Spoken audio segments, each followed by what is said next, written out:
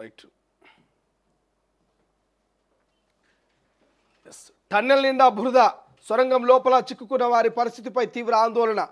ఇక టీబీఎం నుంచి 400 మీటర్ల వరకు కూరుకుపోయిన మట్టి, ఐరన్ షీట్లు. నిమిషానికి 3500 లీటర్ల దాకా సొరంగంలోకి వస్తున్న ఊట నీరు. సవాలుగా మారిన నీటి తొలగింపు. 3 రోజుల పాటు సహాయక చర్యలు కొనసాగుతున్న పరిస్థితి కొలక్కి. ఇక ఎన్డీఆర్ఎఫ్, ఎస్డీఆర్ఎఫ్, ఆర్మీ, హైడ్రా ఆధ్వర్యంలో సహాయక చర్యలు. 2.5 మీటర్ల ఎత్తున పేరుకున్న బురద. సహాయక చర్యలపై సీఎం ఆరా. సీఎం రేవంత్కు రాహుల్ ఫోన్. కార్మికులను రక్షించేందుకు ఉన్న ఏ అవకాశాన్ని వదులుకోవద్దంటూ సూచన. రైట్. ఇక శ్రీశైలం ఎడమగట్టు కాలువ సొరంగం మార్గంలో పైకప్పు కూలిన ఘటనలో సహాయక చర్యలు ముమ్మరంగా కొనసాగుతున్నాయి.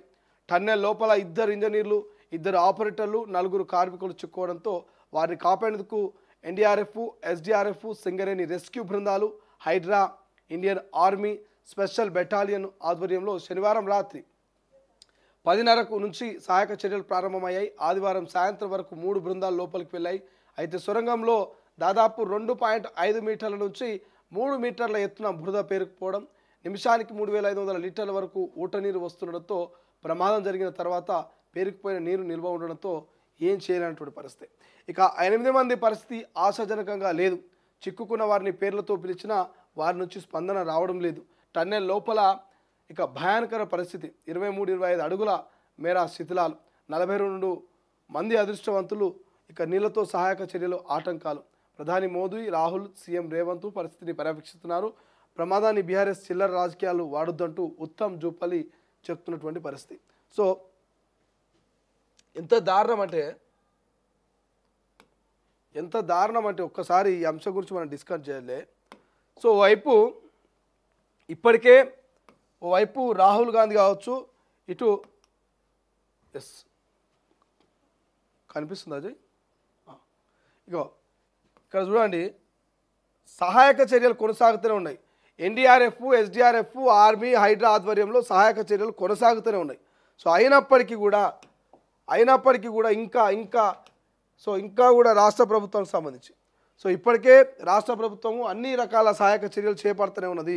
సో మంత్రి జూపల్లి కృష్ణారావు కావచ్చు, ఉత్తమ్ కుమార్ రెడ్డి క్లియర్గా అక్కడ టన్నెల్ దగ్గర ఉండి వాళ్ళు పర్యవేక్షిస్తూ ఉన్నారు. సో టన్నెల్లో మరి ఎంతమంది చిక్కున్నారు, ఎవరెవరు చిక్కున్నారు, ఏందనేటువంటి అన్ని రకాల అంశాల గురించి ఆరా తీస్తూనే ఉన్నారు. సో ఆరా తీసినప్పటికీ ఇన్ని రకాల హైడ్రా కావచ్చు, బెటాలియన్ కావచ్చు, ఆర్మీ కావచ్చు, ఇక ఎస్డీఎఫ్ కావచ్చు, ఎన్డీఆర్ఎఫ్ కావచ్చు, ఎస్డీఆర్ఎఫ్ కావచ్చు, ఇట్లా అన్ని రకాల సహాయక బృందాలను వచ్చి అక్కడ సహాయం చేపడతా ఉంటే కొంతమంది దీన్ని కూడా రాజకీయం చేస్తారు. సో ఈ ఆపత్కాలంలో ప్రభుత్వానికి అండగా ప్రతిపక్ష నాయకులైనా విపక్ష నాయకులైనా అక్కడికి వెళ్ళి ఆ ప్రాంతాన్ని సందర్శించి వాళ్ళ కుటుంబాలకు భరోసా ఇవ్వాల్సినటువంటి సమయంలో కూడా పాపం రాజకీయాలు చేస్తూ ఉన్నారు. ఇదేదో కావాలని చేసినట్టు, కుట్రపూరితంగా అక్కడ టన్నెళ్ళు ఏదో లోపల జరిగినట్టుగా ప్రతిపక్ష నాయకులు దీన్ని కూడా రాజకీయం చేస్తూ ఉన్నాయి. ఓవైపు బీజేపీ ఎమ్మెల్సీ ఎన్నికల్లో బిజీగా ఉంటే బీఆర్ఎస్ మాత్రం విమర్శలతోటి బిజీగా ఉన్నది. పాపం అధికార కాంగ్రెస్ పార్టీ మంత్రులంతా ఆ టన్నెల్ దగ్గర గంటల తరబడి, జూపల్లి కృష్ణారావు గంటల తరబడి ఆ స్వరంగంలోకి వెళ్ళి రెస్క్యూ టీమ్ తోటి ఆయన మాట్లాడుతూ, రెస్క్యూ టీమ్ తోటి వాళ్ళు సలహాలు సూచనలు ఎట్లా చేస్తే బాగుంటుంది ఏంటంటూ అన్ని రకాల అంశాలను వాళ్ళకు చెప్తూ వాళ్ళు మోటివేట్ చేస్తున్నటువంటి పరిస్థితి.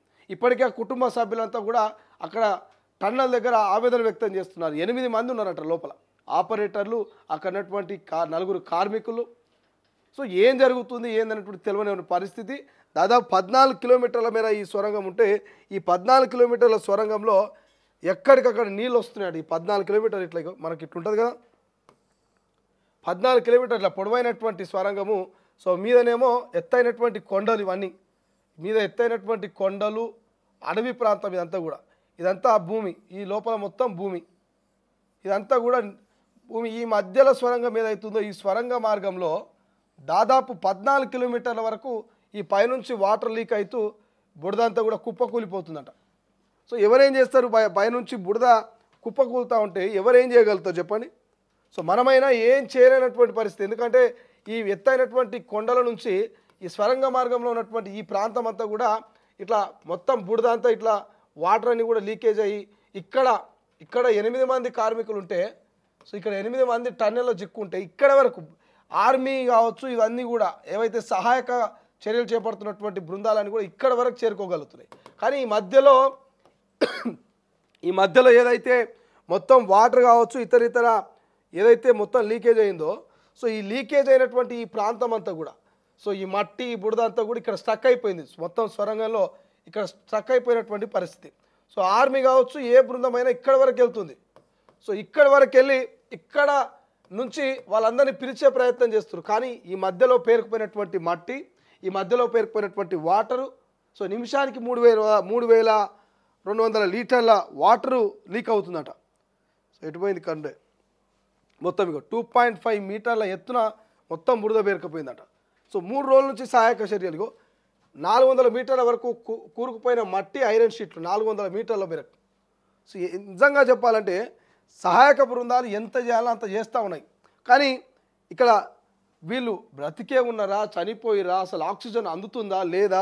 ఎందుకంటే ఎంత చీకటి ఉంటుందో ఒకసారి ఆలోచించండి. ఇంత దూరం సొరంగం, 14 కిలోమీటర్ల సొరంగం అంటే ఇవాళ మనం ఇంట్లో లైట్లు బంద్ చేస్తేనే దాదాపు ఈ యొక్క ఒక జస్ట్ ఒక 50 మీటర్స్ అనుకుంటా, ఒక 50 మీటర్స్ హైట్లోనే మనం కనుక లోపలికి వెళ్తే, ఒక 50 లేదా ఒక 100 మీటర్స్ లోపలికి వెళ్తేనే చీకటి లాగా అనిపిస్తుంది, మొత్తం చీకటి లాగా అయిపోతుంది.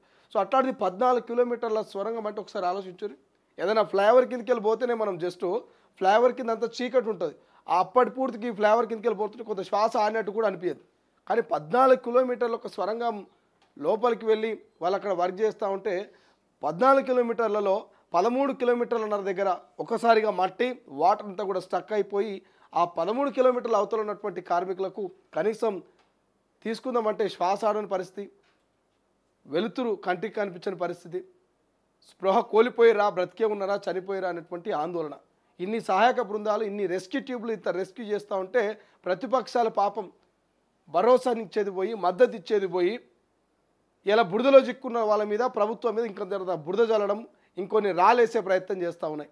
సో దయచేసి రాజకీయ నాయకులు ఇటువంటి ఆపత్కాలంలో మీరు రాజకీయ నాయకులు అనేది పక్కన పెట్టి ఒక సామాజిక దృక్పథంతో, సామాజిక కోణంతో కనీసం ఒక మనిషిగా సహాయం చేయకున్నా పర్వాలేదు, కానీ సహాయం చేసే వాళ్ళ మీద బురద జల్లడము, సహాయం చేయడానికి ముందుకు వెళ్ళే వాళ్ళని అడ్డుగా వాళ్ళని అడ్డుకునే ప్రయత్నము కానీ దయచేసి చేయకండి. ఎందుకంటే ఇలా 8 మంది కుటుంబ సభ్యులు ఎంత ఆవేదన వ్యక్తం చేస్తుండొచ్చు, ఆ 8 మంది కుటుంబ సభ్యులు ఎంత బాధపడుతుండొచ్చు, లోపలటువంటి ఆ 8 మంది ఎంత నరకం అనుభవిస్తుండొచ్చు, ఏం జరుగుతుందో తెలియని పరిస్థితి, ఏం జరిగిందో కూడా తెలుసుకోలేనటువంటి పరిస్థితి, బ్రతికి బయట పడతారో తెలియదు, ప్రాణాలు కోల్పోతారో తెలియదు. ఇంత రెస్క్యూ టీం ఇంత రెస్క్యూ చేస్తూ ఇంత కష్టపడుతుంటే ప్రతిపక్ష నాయకులకి ఎట్లా ఈ అంశాన్ని రాజకీయం చేయాలనిపిస్తుంది? ప్రతిపక్ష నాయకులు ఎందుకు దీని మీద విమర్శలు చేస్తున్నాయి? ప్రతిపక్ష నాయకులు ఎందుకు ముఖ్యమంత్రినో, మంత్రులనో, ప్రభుత్వాన్ని టార్గెట్ చేస్తున్నాయి? ఎవరు కావాలని చేయరు. మీరు ప్రభుత్వంలో ఉన్నాయినా, లేకపోతే కాంగ్రెస్ ప్రభుత్వంలో ఉన్నా, లేకపోతే బీజేపీలో ఉన్నా, ప్రభుత్వంలో ఉన్నా, సొరంగ మార్గంలో ప్రకృతి వైపరీత్యానికి ఎవరు అడ్డుపడలేరు. అనుకోకుండా జరిగేటువంటి సంఘటనలో కూడా రాజకీయం చేయడం అంటే దీనికన్నా అత్యంత దారుణమైనటువంటి ఇంకోటి ఏది ఉండదు.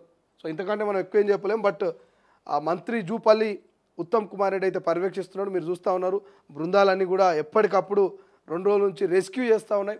సో దయచేసి ఆ కుటుంబాలు ఎక్కడ కూడా ఆవేదన వ్యక్తం చేయకుండా, కుటుంబాలు బాధపడకుండా ప్రభుత్వం వాళ్ళకు భరోసానివ్వాల్సిన అవసరం ఉన్నది. సో ఈజీగా సొరంగం నుంచి బయటకు తీసుకొచ్చేటువంటి అవకాశం లేదు.